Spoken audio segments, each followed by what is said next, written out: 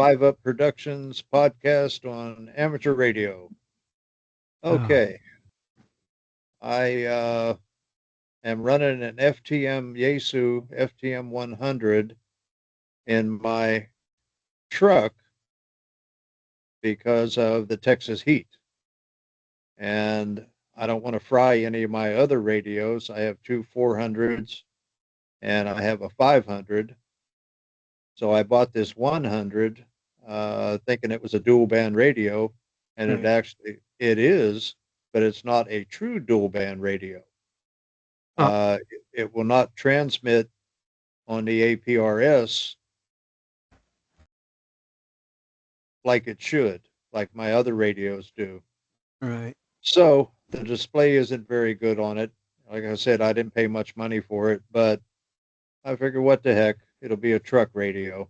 So not being able to run my APRS and some other stuff, so I snagged an FTM 200 for a good price the other day, Friday, off the QRZ website. And I'll have this radio Wednesday, I think UPS. So once I get this, I'm going to pop the SD card out of one of my 400s, drop it in there, and just do my programming real quick. And I'm going to buy RT system software for it tomorrow, and get it all programmed up. So I won't be able to do that till next weekend. And so probably next Monday, I will have an FTM 200 as my new truck radio, Ah, and I'll be happy with that. So it'll come with the new style mic, not the old style. is this So one the with the one, camera? no, it doesn't do video. The Okay. 400s that like you and I have, those are the only ones was do cameras. Let me And ask a quick again, question. What? and again, What? Go ahead. and again, the camera only works on digital. You have to be connected digital to do it. In other Right. words, C4 FM. So it would have to be like a Wires X camera picture type I thing, see. I see. I or see. simplex to another 400. Oh, okay. It won't, yeah, it won't transmit through a repeater. Huh. Yeah, because I tried to send pictures to you, and it don't work. Yeah, yeah, Oh, we'll have to hook up our 400s on wires and do yeah. it that Well, way. C4 FM or the Yeah, fusion repeater. Hey, yeah. what is the max temperature a radio can handle? Do you know? They don't like direct sunlight for sure, and I think it's less than 100 degrees. I know Oh, that. wow. So I have a thermometer in my truck vent, and it gets up to 120, 130 in my truck. Oh, damn. Yeah. So what I do to keep the sunlight off of it and everything, again, I bought this for a truck radio, so um, it's I ain't too worried about it. Right. You know, it's a truck radio. You know, my good ones are in my locked up in my room here. So those are my winter radios. Keep 'em So, keep but 'em anyway, locked up. Oh, so yeah. big Yaesu guy, and here come to find out the guy bought this radio from Florida, and he had a 3 call. So I Oh, looked up wow. his call sign. Huh? I said, "Oh, wow, 3 call." I looked up his call sign, and he is from Westmoreland County, Pennsylvania, which is the county I was born in Pennsylvania. So we Volvo. texted back and forth, and believe it or not, we had some of the same stomping grounds. He's a year older than me. We basically had some of the same stomping grounds at the same time up there as kids. So that was pretty cool. He Yeah. sent me some pictures and some other stuff that I haven't seen in 50 years. So Any of uh, you guys know any of the same people? no, but he went to the same high school that my wife's or my wife, my sister's ex-husband went to, Oh. and I sent him the name. He didn't recognize it, so but that's been coming up on 51 years. So yeah, my high school reunion is this September in Pennsylvania, 50-year You gonna go? anniversary. You gonna go? No, You're you're going there. but I am going up in August to see some people and my If we, brother. I hope. right, just leave it there. Yeah. Yeah, but anyway, That's gonna be so fun to see your brother. yeah. You haven't All seen him right, in buddy. quite a while. All right, Okay. passing it to you. All right, passing it to me. Well, I'm glad you're getting your. I'm glad you finally got your summer radio for your truck. That's odd that it gets so dang hot inside the vehicle and the radios can't really take that kind of heat. But I'm lucky we don't have. I don't have that kind of problem here. I'm telling you, man. I don't know what McDonald's does for their food. Um, like I said, I just ate a fillet of fish and an Oreo McFlurry, and I tell you, I feel like my stomach's on fire right now. But we'll get through it. I took Yeah. some of the medicine. I don't know. So today, I've had that I have a Mirage. I call it the juice box. It's a little linear for 2 meter, and I turn it on when I want to reach repeaters far away. So one day I'm sitting here with it, and I flick the switch, and all of a sudden I go to shut it off, and the switch didn't want to work anymore. So Uh-oh. yeah, it's on. So I have to shut it on and off by the power supply. But that power supply also runs my Yaesu, my 500, and my 220 radio. Not all at the same time, of course.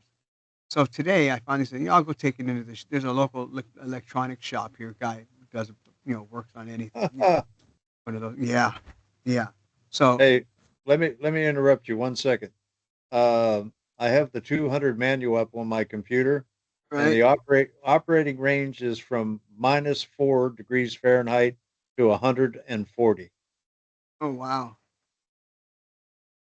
Oh wow. So So you can anything even over, is that on the 200? yeah, I'm Oh looking at it cool. right now. Oh cool. So it'll handle 140. That's okay. And your truck doesn't get that hot, right? No, I've seen 120, but I keep a window cracked and I keep the radio head covered, so I keep it out of the sun. Anyway, go ahead, man. I didn't Good mean for to you. interrupt. That's okay. What was I? Oh, so I took it into this little electronic shop. Plus, I have a little TE linear. It's a TE 300, and I bought it on eBay, and the guy never sent the power cord. So I bugged him. I bugged him. I went to eBay. I got a refund and everything, but I still never got the power cord, and I could not find a power cord for the life of me for this little linear. So I brought that linear in, and I brought my other linear in. Have a switch put in, and have a power cord made. Two simple things, right? The guy goes, looks at it, he goes, well, 190 bucks for both. I'm like, Wow.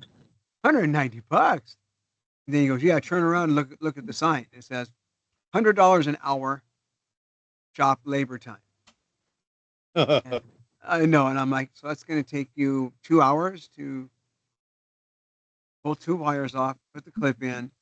The thing is, I don't have the tool to get the toggle switch the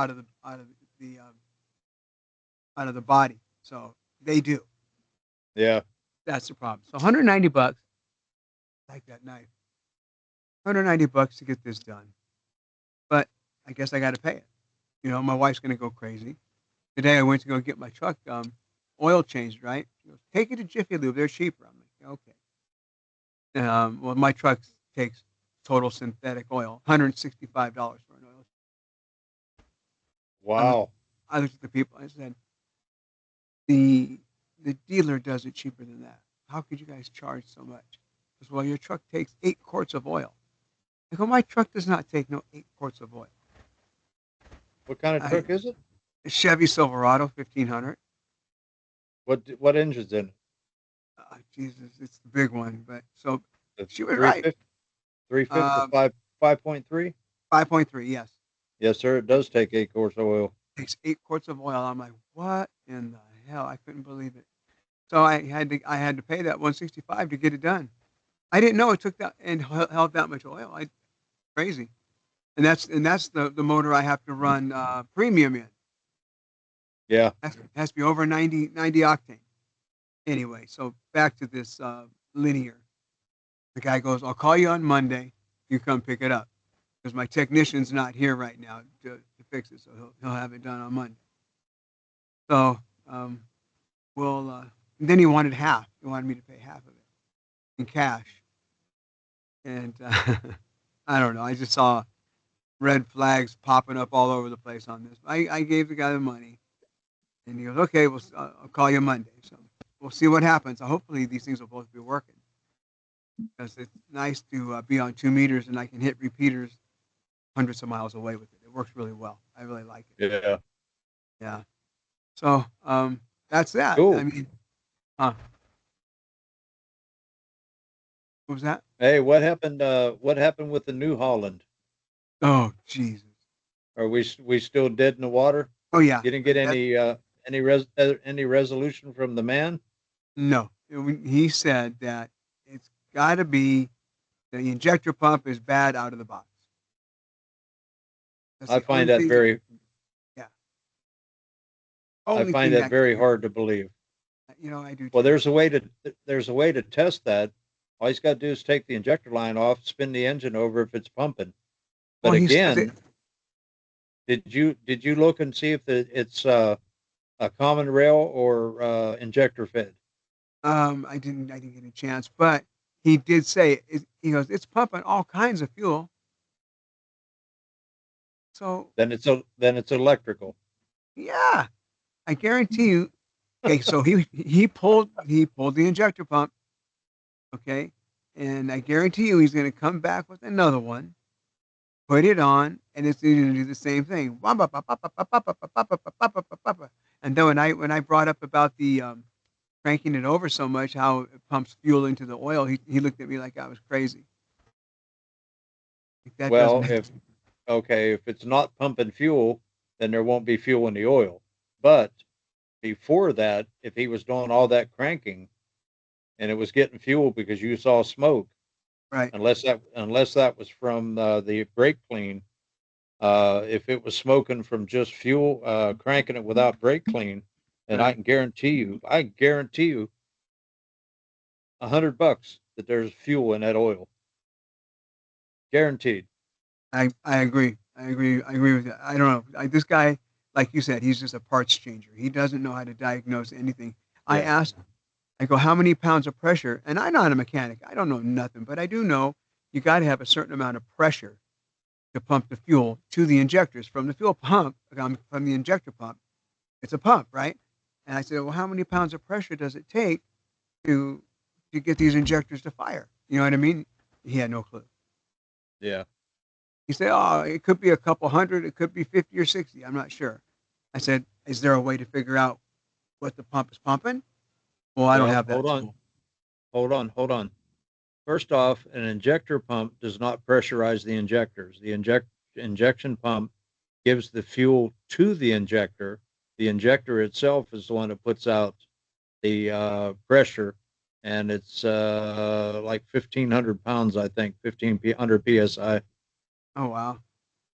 Yeah, they make one heck of a noise if you've ever seen one fire outside of an engine.